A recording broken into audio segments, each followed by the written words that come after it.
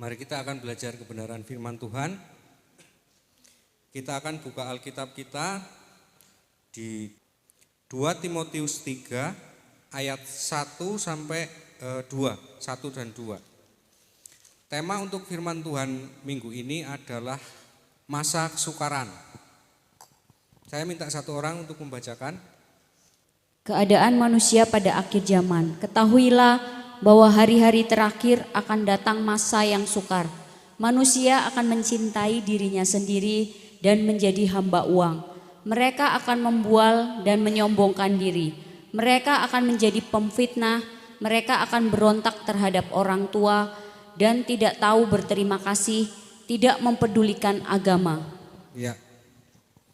Hari ini kita akan belajar tentang firman Tuhan, temanya adalah masa kesukaran. Masa kesukaran adalah masa di mana masa sebelum datangnya Tuhan Yesus. Jadi akan ada masa kesukaran.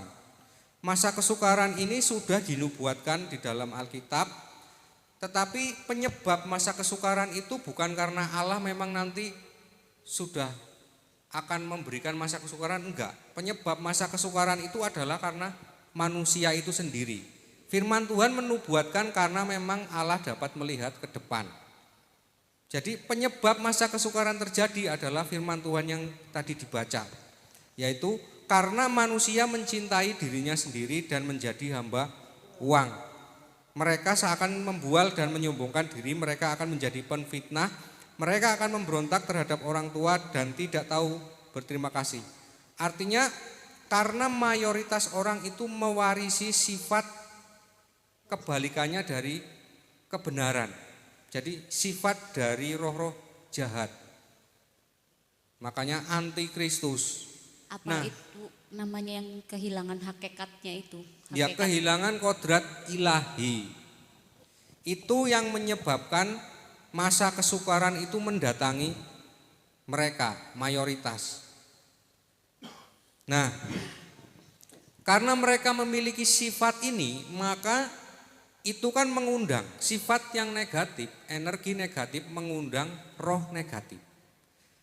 Maka akan datang yang namanya antikristus. Kita akan buka dulu, kita baca firman Tuhannya di Wahyu 13 ayat 16 dan 17. Silakan dibaca. Dan ia menyebabkan sehingga kepada semua orang kecil atau besar, kaya atau miskin, merdeka atau hamba, diberi tanda pada tangan kanannya atau pada dahinya.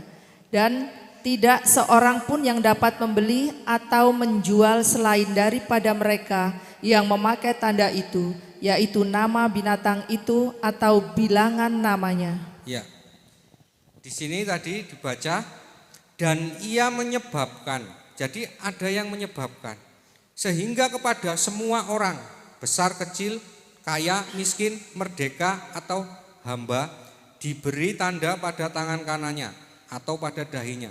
Ia ini siapa? Di dalam kitab Wahyu ditulis ia itu adalah binatang yang keluar dari dalam bumi.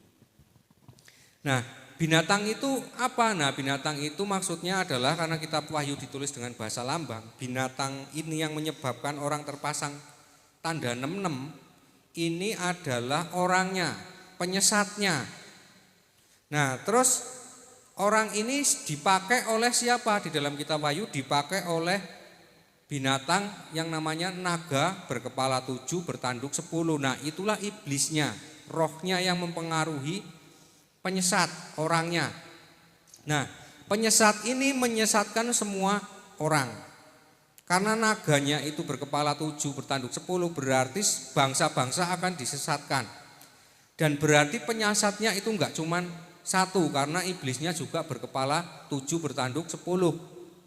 Berarti semua bangsa yang orang-orangnya itu memiliki sifat itu mencintai uang, tidak memperdulikan agama, membual, menyombongkan diri, nah itu akan keserang oleh penyesat. Nah, terus siapa para penyesat ini yang menjadi antikristus ini? Nah, penyesatan ini kan dilakukan di sini Kalau penyesatan ini datang, maka di sini dikatakan dan tidak seorang pun yang dapat membeli dan menjual selain daripada mereka yang memakai tanda itu, yaitu nama binatang itu atau bilangan namanya. Tidak ada seorang yang dapat membeli dan menjual. Nah, ini maksudnya gimana? Nah, berarti nanti akan ada peristiwa orang tidak dapat membeli dan menjual. Tapi di sini dikatakan bahwa selain daripada mereka yang memakai tanda itu, berarti yang tidak dapat membeli dan menjual adalah orang yang tidak mau pakai tanda.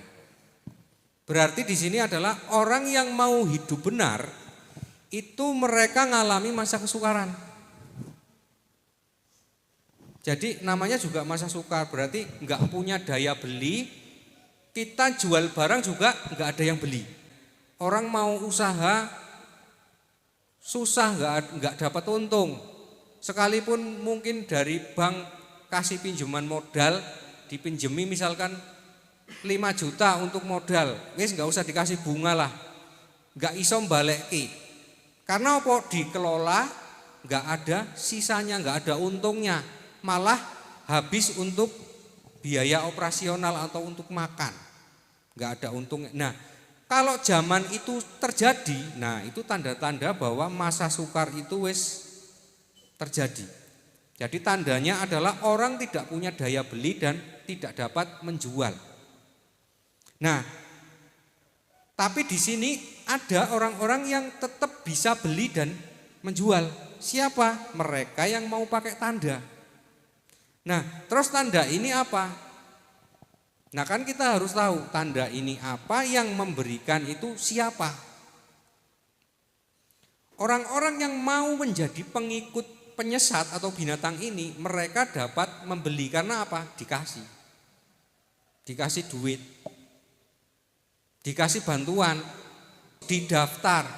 Supaya apa mereka? Supaya dukung. Nek sing ora dukung, enggak iso, dihapus namanya. Nah, kita akan sekarang lihat kalau iblisnya itu berkepala 7, bertanduk 10, berarti lain-lainnya prajuritnya iblis ini, roh-roh jahatnya itu akan sangat banyak dan menyerang dan memakai. Tetapi kita akan lihat siapa yang disesatkan oleh iblisnya, bukan oleh roh-roh jahatnya. Nah, kita akan lihat pada zaman Yesus. Pada zaman Yesus pun itu terjadi yang namanya masa kesukaran. Pada saat Yesus itu datang, itu kan bangsa Israel itu di dalam perbudakan. Nah, masa sukar di akhir zaman ini juga orang akan berada di perbudakan.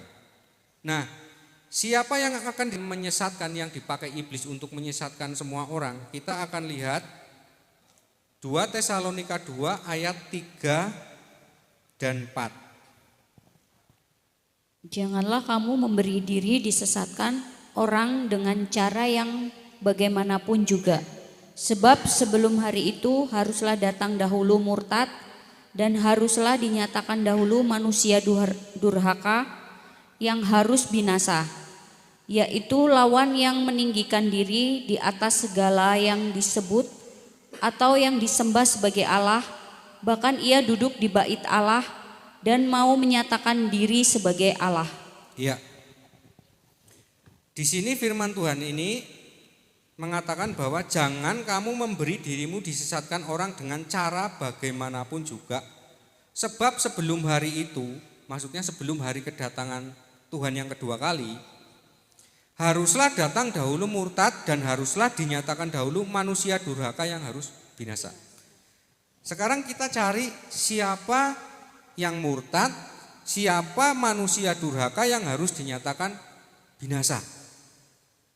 Kan kalau orang berpikiran awam mikirnya nek murtad iki berarti yo berarti metu saka Kristen, murtad, kan? Tapi kita harus lihat konteks firman Tuhan ini berbicara tentang apa. Di sini dikatakan bahwa haruslah datang dahulu murtad dan haruslah dinyatakan dahulu manusia durhaka yang harus binasa. Kita harus cari tahu pengertian murtad dulu. Saya minta satu orang Bacakan Ibrani 6 ayat 4 dan 6. Ibrani 6 ayat 4 dan 6. Sebab mereka yang pernah diterangi hatinya, yang pernah mengecap karunia surgawi, dan yang pernah mendapat bagian dalam Roh Kudus, dan yang mengecap firman yang baik, dan Allah dan karunia-karunia dunia yang akan datang. Namun yang murtad lagi tidak mungkin dibaharui sekali lagi sedemikian, hingga mereka bertobat, sebab mereka menyalibkan lagi anak Allah bagi diri mereka dan menghinanya di muka umum. Ya. Pengertian murtad di dalam Alkitab adalah sebab mereka yang pernah diterangi hatinya. Jadi orang yang percaya kepada Yesus, sudah dibaptis, yang pernah diterangi hatinya dan pernah mengecap karunia surgawi dan pernah mendapat bagian dalam Roh Kudus, dan yang mengecap firman yang baik dari Allah dan karunia dunia yang akan datang, dia sudah dapat karunia. Namun yang murtad lagi tidak mungkin dibaharui sekali lagi demikian, hingga mereka bertobat. Nah, jadi yang dikatakan murtad di sini adalah orang yang sudah pernah menjadi hamba Tuhan. Orang yang sudah dipakai oleh Roh Kudus untuk menjadi alat memberitakan kebenaran, menjadi terang. Jadi bukan orang yang percaya Yesus tapi cuma sekedar ikut-ikut Yesus. Percaya Yesus karena keturunan, terus akhirnya dia di tengah jalan murtad, malah bukan yang seperti itu. Kalau orang yang murtad seperti itu, yang cuma sekedar jemaat biasa terus dia keluar murtad karena alasan tertentu, mungkin karena alasan pasangan hidup atau apa, itu namanya tersesat. Murtad yang dimaksud dalam firman Tuhan adalah orang yang sudah mengecap karunia surgawi dan pernah mendapat bagian dalam Roh Kudus. Berarti orang itu ngerti kebenaran firman Tuhan. Bahkan orang itu sudah menjadi pengajar, memberi terang. Nah, kalau orang yang seperti itu murtad, maka itu sama saja garam telah menjadi tawar. Wes ora iso diasinke meneh. Maka namun yang murtad lagi tidak mungkin dibaharui sekali lagi sedemikian hingga mereka bertobat, sebab mereka menyalibkan lagi anak Allah bagi diri mereka dan menghinanya di muka umum. Orang ini tadinya menyampaikan ajaran kebenaran tapi dia murtad, terus pengen bertobat lagi, enggak iso. Karena murtadnya orang yang sudah mengecap karunia surgawi, dia akan menjadi penyesat. Dan penyesat itu tidak mendapat pengampunan. Penyesat itu akan dihakimi bersama-sama dengan iblis, dibakar di dalam neraka. Nah, jadi sudah paham Bapak Ibu, pengertian murtad di sini bukan orang yang sekedar Kristen belum mengerti ajaran terus dia keluar dari Kristen, itu namanya orang tersesat. Murtad berbeda. Kita kembali ke firman Tuhan, 2 Tesalonika 3 ayat 4. Yaitu lawan yang meninggikan diri di atas segala yang disebut atau yang disembah sebagai Allah. Bahkan ia duduk di bait Allah dan mau menyatakan diri sebagai Allah.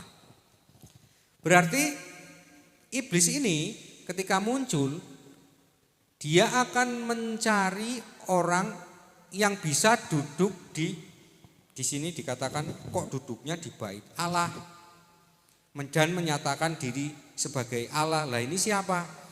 Bapak Ibu harus tahu bahwa Yesus datang ke bumi itu dia sebagai apa? Yang pertama dia adalah sebagai Mesias. Dia akan datang sebagai raja. Berarti dia adalah seorang pemimpin penguasa. Dia datang pada waktu itu ternyata kondisi bangsa Israel itu dijajah. Kepemimpinan dipimpin oleh pada waktu itu oleh Kaisar Roma. Jadi Yesus itu harusnya duduk sebagai raja. Raja orang Yahudi, itulah Mesias. Berarti kita harus pahami bahwa tempat yang akan direbut oleh iblis adalah kedudukan sebagai raja. Terus Yesus datang sebagai imam. Berarti nanti antikristus akan menempati posisi imam. Imam berdirinya di mana? Ya di tempat kudus memimpin orang beribadah. Nah, terus Yesus datang lagi sebagai apa? Selain sebagai imam, dia sebagai, kan tadi sebagai raja sudah, sebagai imam sudah, terus sebagai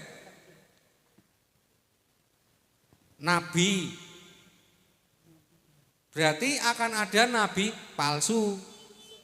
Siapa ini? Ahli Taurat.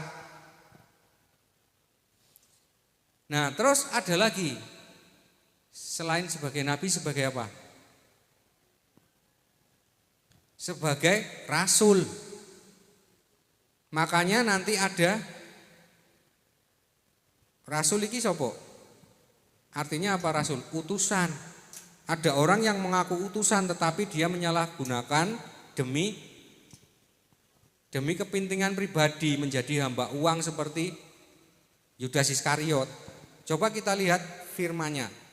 Kita lihat orang pertama yang akan dipakai iblis, kedudukan pertama Yesus Kristus harusnya dia adalah sebagai raja. Kita buka di Markus 6 ayat 27 dan 28. Raja segera menyuruh seorang pengawal dengan perintah supaya mengambil kepala Yohanes, atau orang itu pergi dan memenggal kepala Yohanes di penjara. Ia membawa kepala itu di sebuah talam dan memberikannya kepada gadis itu, dan gadis itu memberikannya pula kepada ibunya. Ya, Bapak Ibu ngerti kenapa Yohanes Pembaptis itu dipenjara? Kan Yohanes Pembaptis itu diakui dia adalah sebagai nabi. Semua orang mengakui. Tapi dia dipenjarakan oleh Herodes. Karena Yohanes Pembaptis itu menegur Raja Herodes. Karena Raja Herodes mengambil istri saudaranya, yaitu Filipus, saudaranya Herodes, diambil sebagai istri, namanya Herodias. Karena dia itu ditegur oleh Yohanes, karena Yohanes hamba kebenaran, maka dia kalau ada orang salah ya ditegur, enggak pandang bulu, sekalipun raja ya ditegur wong salah. Tetapi orang yang menyatakan kebenaran kan itu harus siap ditolak, bahkan akan dianiaya. Maka Herodes nyuruh prajurit untuk menangkap Yohanes Pembaptis. Akhirnya ditangkap dimasukkan dalam penjara. Tetapi lebih parahnya lagi, istrinya Herodes ini, Herodias yang diambil tadi, ini dia dendam kepada Yohanes Pembaptis. Akhirnya minta di hari ulang tahun anaknya Herodias ini, minta supaya Kaisar Herodes ini memenggal kepala Yohanes Pembaptis. Padahal Herodes itu sekalipun memenjarakan Yohanes Pembaptis, Herodes itu tidak berani membunuh Yohanes Pembaptis karena ia takut. Herodes takut karena Herodes percaya bahwa Yohanes ini orang benar, orang suci. Tetapi karena permintaan dari istrinya, maka Herodes ini akhirnya memenggal kepala Yohanes Pembaptis. Kisah ini sama dengan kejatuhan manusia yang pertama di Taman Eden. Adam jatuh karena pengaruh istrinya. Kisah ini sama juga ketika Raja Salomo memerintah sebagai raja. Salomo jatuh karena dia punya istri banyak. Punya selir banyak, persembahan dari raja-raja, terutama dari Mesir. Akhirnya Salomo itu patuh kepada istrinya. Nah, ini di zaman Yesus juga Raja Herodes demikian.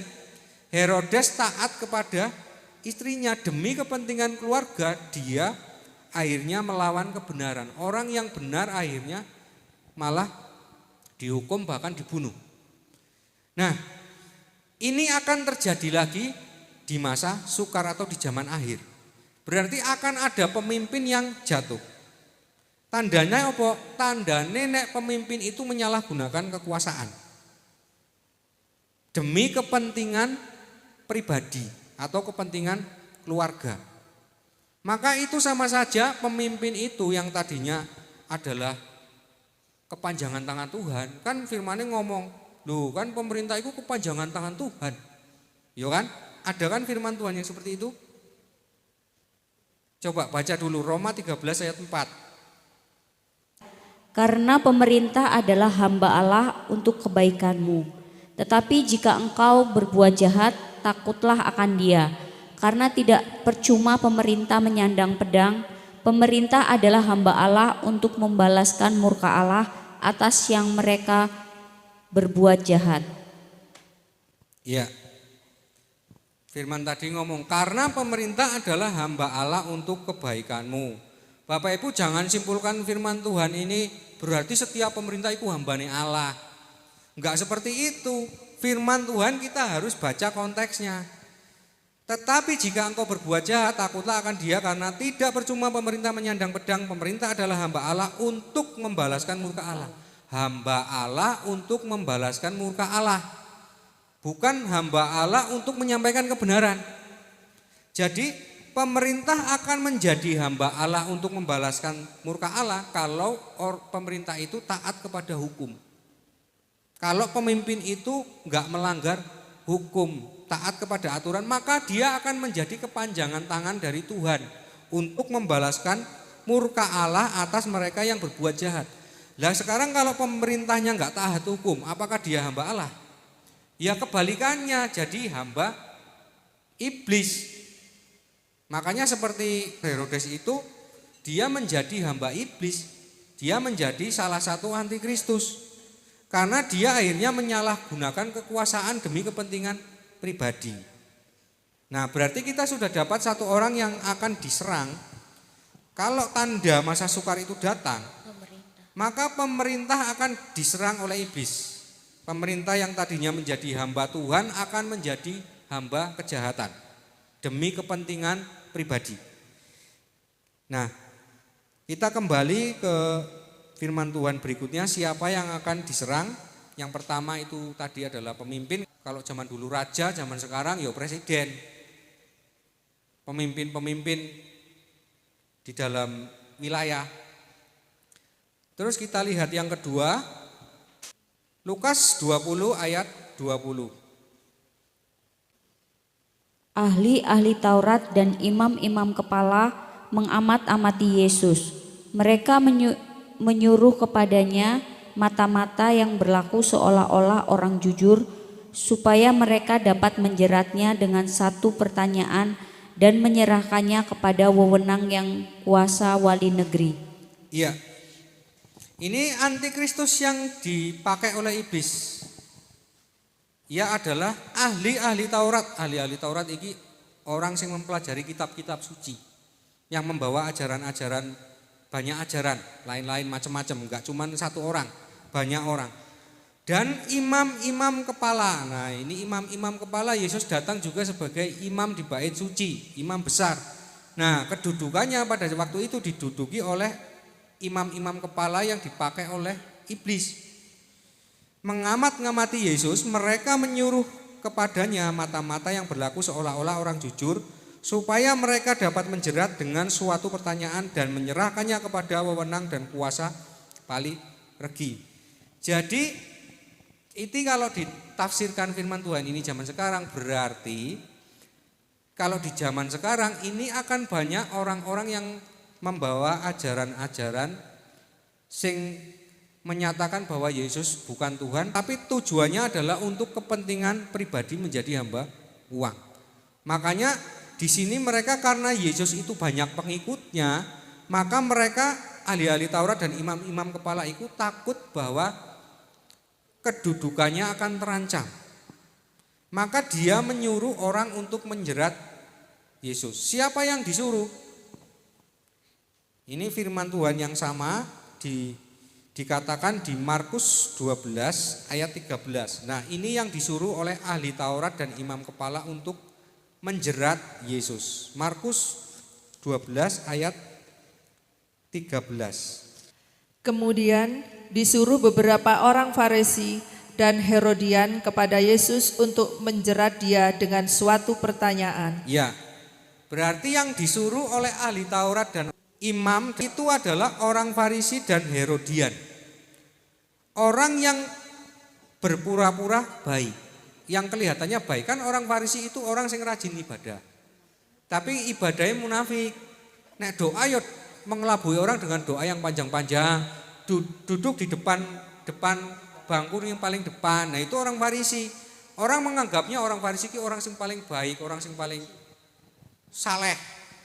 Nah, itu kelihatannya, tetapi perkataannya ini senangnya menjerat, mencari kesalahan orang. Orang yang suka menjilat podoai. Orang Farisi dan Herodian makanya kalau di kitab Wahyu dilambangkan itu anjing-anjing. Prajurit. Bapak Ibu ngerti kenapa dilambangkan anjing? Karena anjing adalah hewan yang paling taat. Taatnya karo sapa? Karo majikane. Ora peduli majikane bener apa salah, pokoknya anjing taatnya ya karo majikane, ya kan? Berarti prajurit di zaman Yesus itu bukan orang yang taat kepada kebenaran, enggak. Bukan orang yang taat kepada hukum. Mungkin zaman sekarang pun akan seperti itu. Jadi dia taat kepada panglima tertinggi. Ora urusan salah apa bener, panglima tertinggi ini sapa iku sing dituruti. Karena nek ora, ya anjingnya dipukul diganti. Berarti kita sudah dapat berapa orang yang akan dipakai oleh iblis menjadi antikristus? Raja, pemimpin, ahli Taurat, imam besar, terus di bawahnya lagi ada ini tanduknya yaitu orang Farisi, Herodian, prajurit. Terus apa hubungannya dengan masa sukar? Kalau posisi jabatan ini sudah mereka duduki, maka sebuah bangsa akan mengalami masa sukar. Tolong bacakan ayat berikutnya, ayat 14. Orang-orang itu datang dan berkata kepadanya, "Guru, kami tahu engkau adalah seorang yang jujur dan engkau tidak takut kepada siapapun juga. Sebab engkau tidak mencari muka, melainkan dengan jujur mengajar jalan Allah dengan segala kejujuran. Apakah diperbolehkan membayar pajak kepada kaisar atau tidak? Haruskah kami bayar atau tidak?" Ya, orang-orang Farisi dan Herodian tadi itu datang kepada Yesus untuk menjerat dengan sebuah pertanyaan, disuruh bertanya bahwa apakah kami boleh membayar pajak. Mungkin kan Yesus pintar. Jawabnya kan Yesus berikan apa yang menjadi hak kaisar, tapi berikan apa yang menjadi hak Allah. Nah, ada sebuah masalah besar di zaman Yesus itu yang terjadi, bahwa mereka itu, orang-orang Israel itu mengalami perbudakan. Yaitu mereka disuruh membayar pajak yang sangat berat. Makanya pada zaman Yesus itu orang yang paling berdosa itu tuduhannya dijatuhkan kepada pemungut cukai. Jadi orang yang dikatakan wong yang paling jahat di zaman Yesus itu pemungut cukai. Bahkan orang enggak ada yang mau bergaul dengan pemungut cukai. Padahal yang paling jahat adalah harusnya siapa? Sing menetapkan pajak. Karena pemungut cukai kan cuman narik pajeke, kecuali pemungut cukai yang menarik lebih dari yang ditentukan, nah itu pemungut cukainya ikut jahat. Nah, berarti kan di sini antikristus mainnya di belakang layar.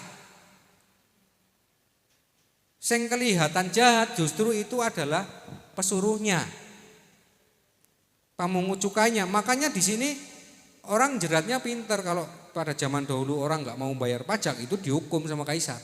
Nah, tetapi kan iblis itu polanya pintar. Iblis itu bapa segala dusta. Artinya dia sekalipun berbuat jahat tapi dia harus terlihat baik.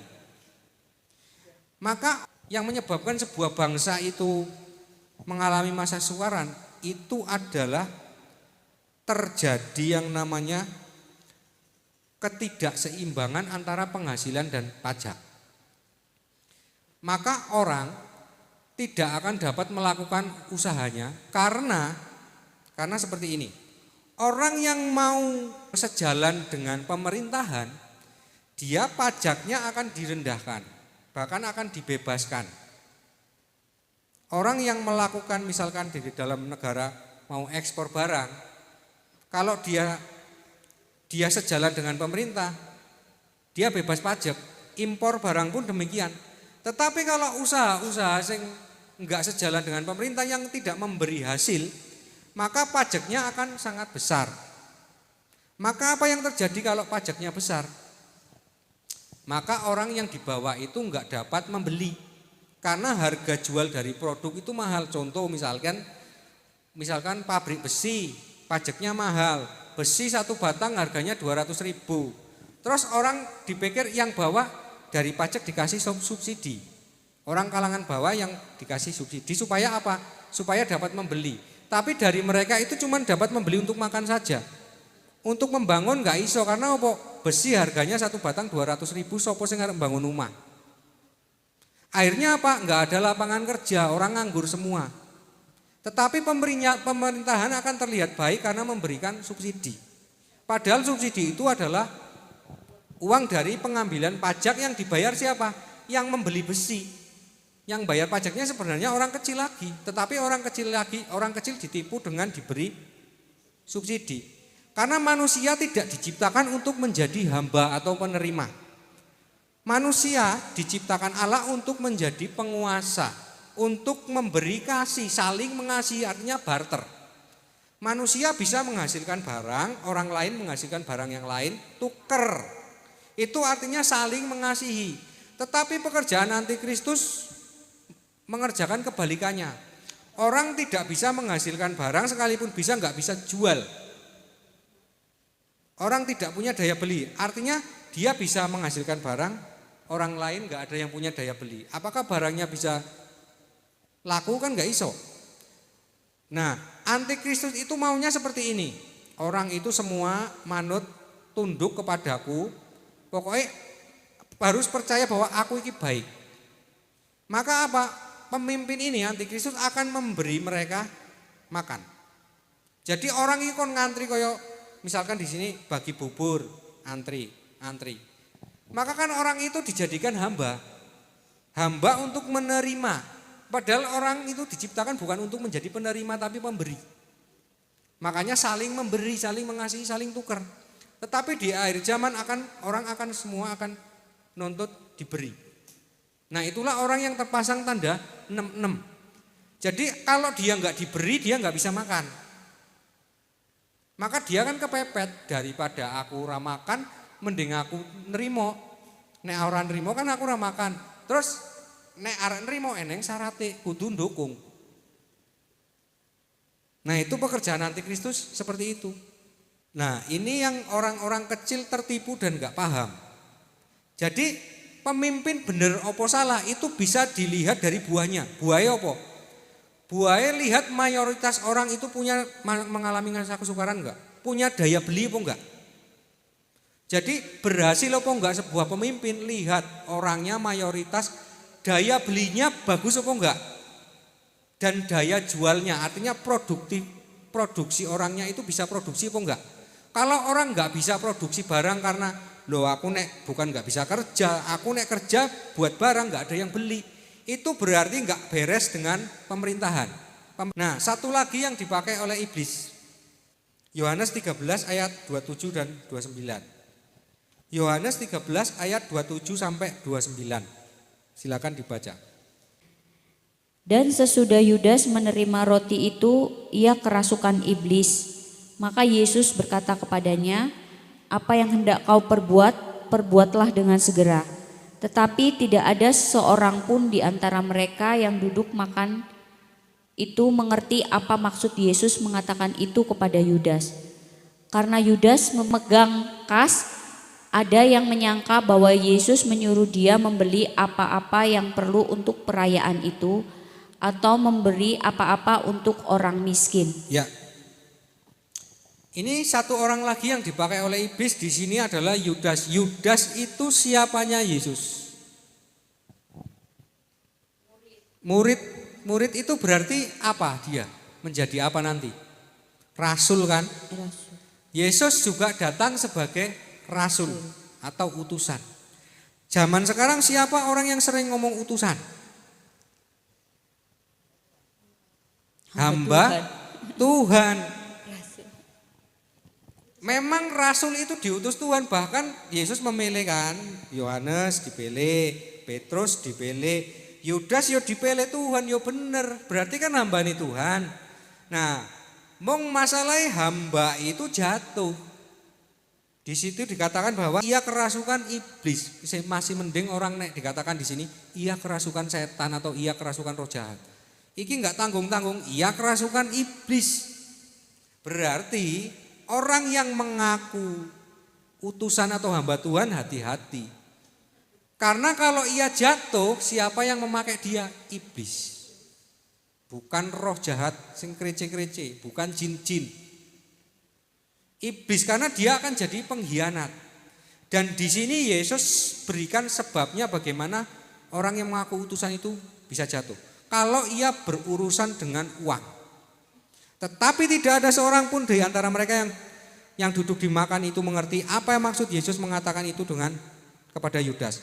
Karena Yudas memegang kas, ada yang menyangka bahwa Yesus menyuruh dia membeli apa-apa yang perlu untuk keperluan perayaan itu atau membeli apa-apa kepada orang miskin. Jadi kalau orang sing ngaku nih hamba Tuhan ini terlibat dengan megang duit kas, ini orang ini akan di depan masyarakat ini kelihatannya orang baik. Karena apa? Di sini dikatakan Yudas ngomong, nek eneng orang miskin butuh bantuan, dia itu ngomong di depan sing mencarikan bantuan. Iki orang miskin itu butuh pertolongan, berarti minta dibantu. Ya dia bantu, yang ngasih dia, tetapi duitnya bukan duit dia. Duitnya dia nyari dari donatur. Nah dia ngambil, dimasukin kantong, nah ini dikasih ke orang miskin. Dia yang dapat namanya, nama baiknya. Nah itu tipe Yudas Iskariot. Tipe yang dipakai iblis, orang musuh di dalam selimut. Nah itu termasuk pembinasa keji yang ora bakal eneng pengampunan. Ora bakal ditebus kedua kali.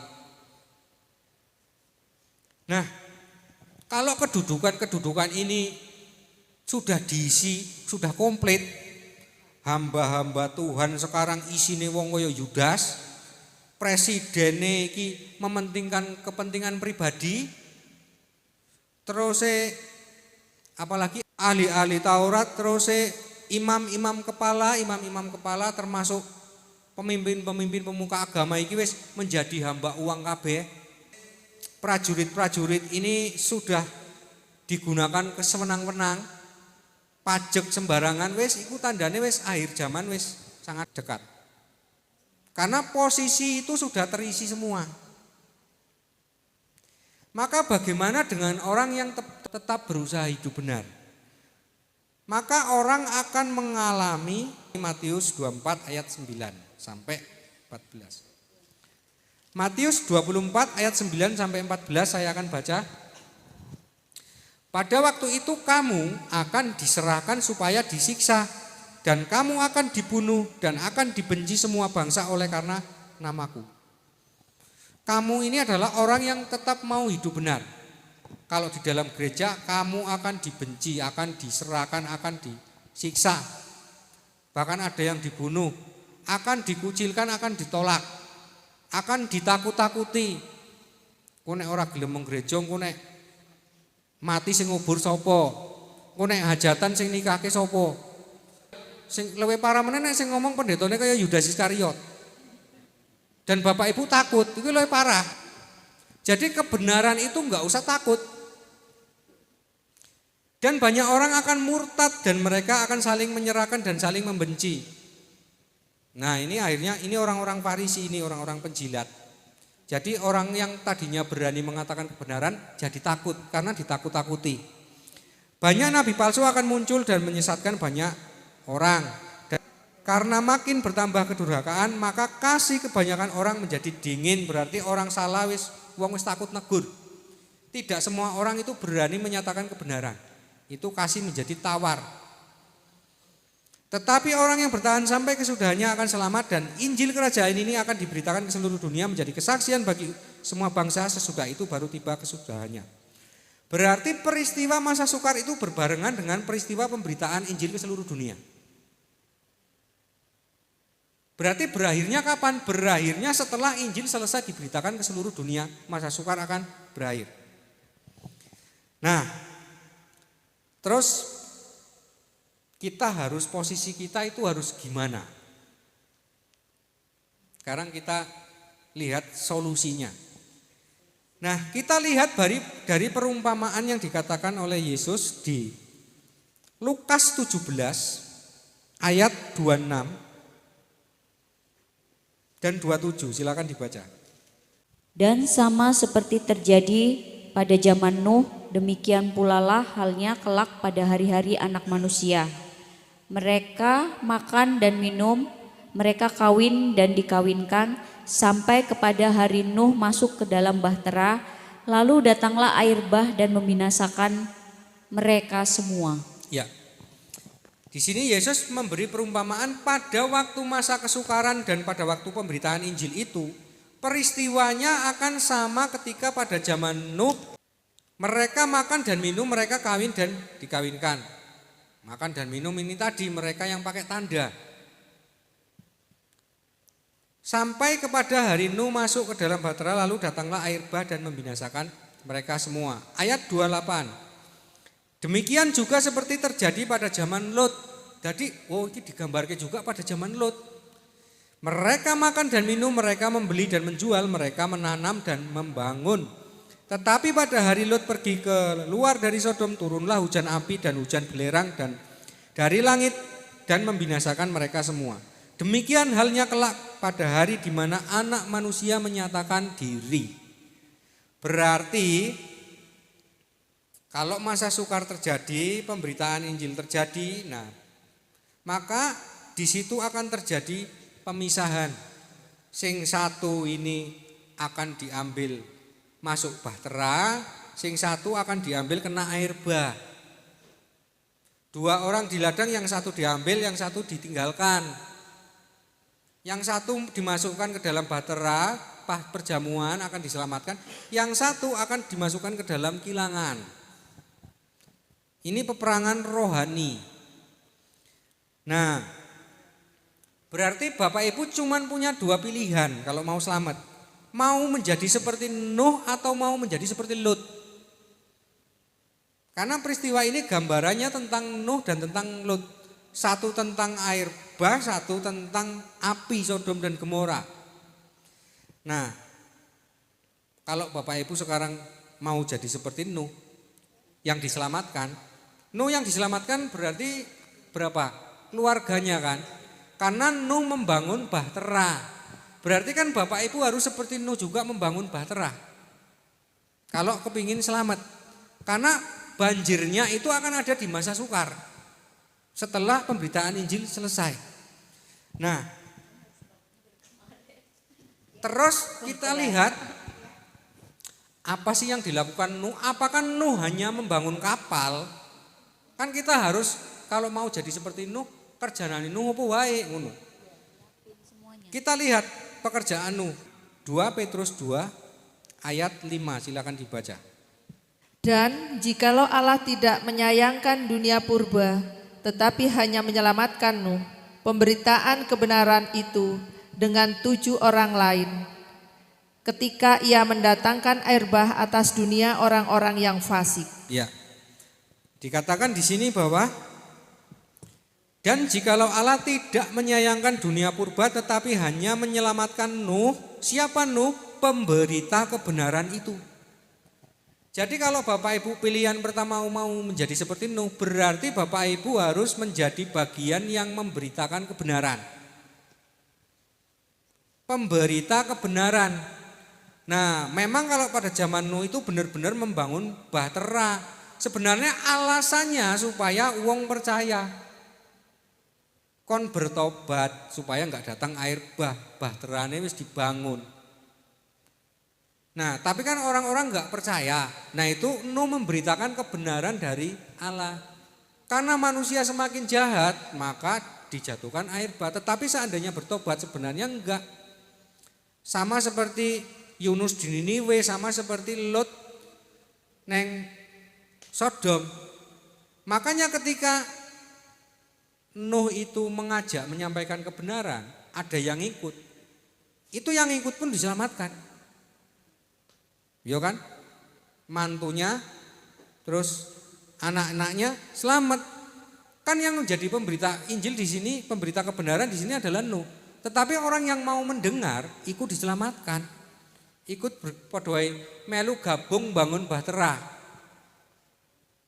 Nah, berarti kalau Bapak Ibu mau menjadi orang yang diselamatkan berarti harus mendirikan bahtera baru. Karena apa? Bahtera sing lawas iku wis dipimpin oleh Yudas Iskariot. Kedudukan pemimpin presiden wis diduduki oleh antikristus. Maka saatnya membuat bahtera. 2 Petrus 2 ayat 6 berikutnya. 2 Petrus 2 ayat 6 lanjutannya. Dan jikalau Allah membinasakan kota Sodom dan Gomora dengan api, dan dengan demikian memusnahkannya dan menjadikannya suatu peringatan untuk mereka yang hidup fasik di masa-masa kemudian. Ya, saya lanjutkan ayat 7. Tetapi ia menyelamatkan Lot, orang yang benar yang terus-menerus menderita oleh cara hidup orang-orang yang tak mengenal hukum. Jadi pilihan kedua Bapak Ibu menjadi seperti Lot. Lot adalah orang benar yang berada di tengah orang-orang fasik.